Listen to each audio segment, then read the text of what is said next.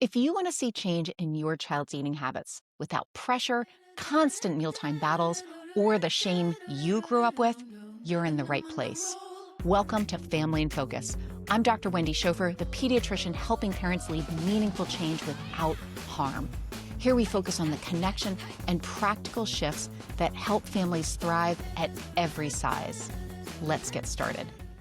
So, your doctor did not just make up the advice that they gave you about your child's weight, and they are not trying to hurt either of you. Today, we're going to be talking about how that conversation happened, the people that are behind the scenes, not in the office with you. And when you understand who they are and why their voices are coming through, the advice that you just received may start to sound very different. So, let's go back to that moment. That moment, you know the one. So you're at the wild child visit and everything is fine. You're just there to get a paper signed, a physical, your child is growing and developing and doing great. And then, kind of like as a side note, the comment comes, let's talk about his BMI. Or her weight has continued to increase from when we saw each other last year, or more veggies, less chicken nuggets. You leave with a handout and the whole eat less, move more mantra is coming in. And also that deep feeling like you've gone wrong. You don't ever want to go back there again. And I recognize that I used to prescribe change in pretty much the exact same way. It was evidence-based guidance. It was mindful of the growth curves and of the risks of excess weight, and everything was well intentioned, and yet harm was happening. It was harm that was happening to the families that I was working with. Harm was happening in my own home. And here I was in the office being an instrument of the harm. So the focus on weight, specifically on prescribing change, is activating shame. It's activating internalized weight bias. And I refer you back to the prior podcast episode about weight stigma. What I was doing in the office wasn't having the positive effect that it was meant to inspire. And it wasn't having the positive effect for any of us. So today we're going to look at two things, how we got here and what to do with it. First of all, we are doing the very best that we can with the tools that we currently have. Every single one of us, physicians, therapists, educators, parents, we are swimming in the same cultural messaging. So much so that we may not be able to see the harm that's in it because it's hidden in plain sight. It's in everything that we do and we're exposed to. But we've seen this before. If you go back and look at historical marketing, health messaging, there was a time when cigarettes were promoted for their health benefits of all things. And also thalidomide was prescribed to pregnant women before we understood the devastation that it caused to developing babies. Things change when we finally see the harm that is happening. And it may not be in the exact moment, but after the fact. And I think that we're in that moment right now where we're switching from seeing what we've been doing to how we've been inflicting harm in the way that we talk about bodies and weight and children. The people that are delivering the message aren't villains. We are all products of our culture, our experience, our time. So whether that is finding that you've said something that you wish you wouldn't have said, yeah, you're not a bad person, nor is your doctor, nor is your family member who made a comment over Thanksgiving dinner. And this is what really makes it complicated. And, well, it's also what makes it possible to change because we aren't villains.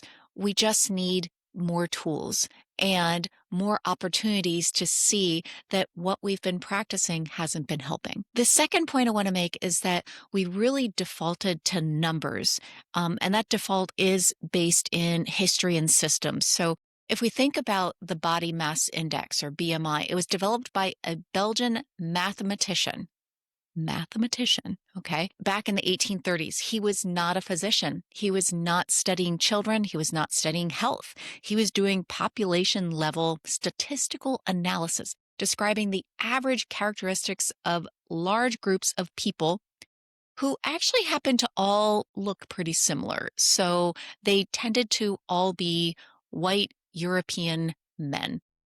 So he was very explicit that the formula should not be used to assess individual bodies.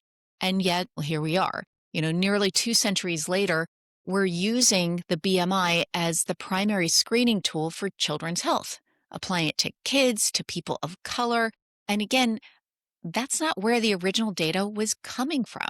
We're applying it to individual bodies that it was never designed to touch. But the deeper question is really, why did we default to a number in the first place? Well, science, power, progress. They've all historically been measured in numbers, not in the complexity of systems, not in psychology, not in relationships.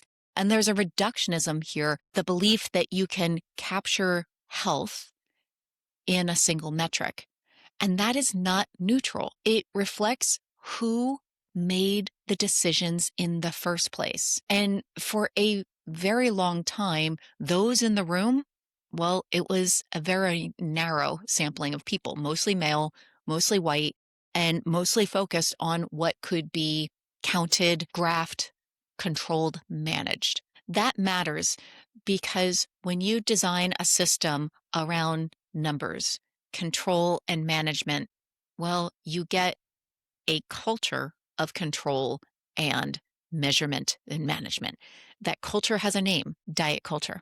Diet culture is a feminist issue. While it disproportionately targets women and girls, feminist here means something broader.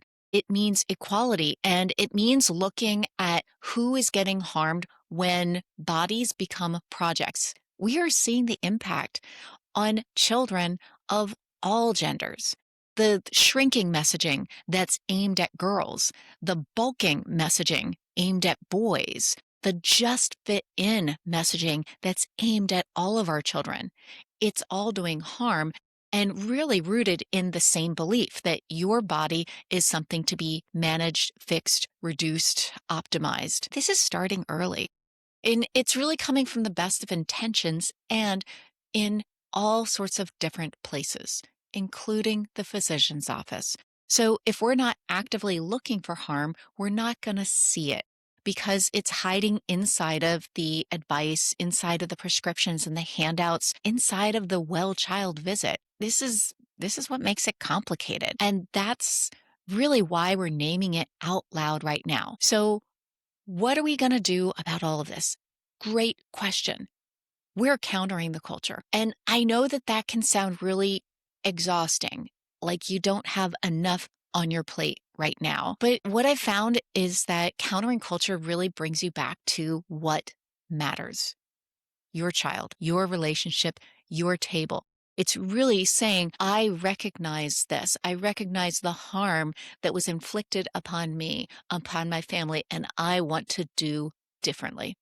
So it's really not about fighting everything. It's about getting clear on what it is that you actually believe about bodies, health, and food and relationships. Health is not a number. It is not a percentile. It is, well, the composite of all these different relationships, your relationship with food, with your body, and most importantly, with the people around you. When I really created that shift from chasing numbers to really asking about those relationships, everything has changed. And that's not just for the families I work with. I'm saying that it started with me. It started changing the relationships and then it has grown out from there. And that's really something that we can take into each and every one of our homes. So be a rebel with me. We're going counterculture here. The advice that you received from someone who's doing their very best within a system that has a history, this is what we've been talking about today. And you have additional tools here, one that sees your whole child, the relationships that you share, and what it is that you're building together. In the next episode, we're going to be talking about what happens when your child has already started absorbing these messages. What do you do now? That's where we're going next. So in the meanwhile, please remember, I'm a doctor. I am not your doctor. This is for education and not for medical advice. Take what fits, leave what doesn't, and be gentle with yourself as you're leading the change that you want to see in your family.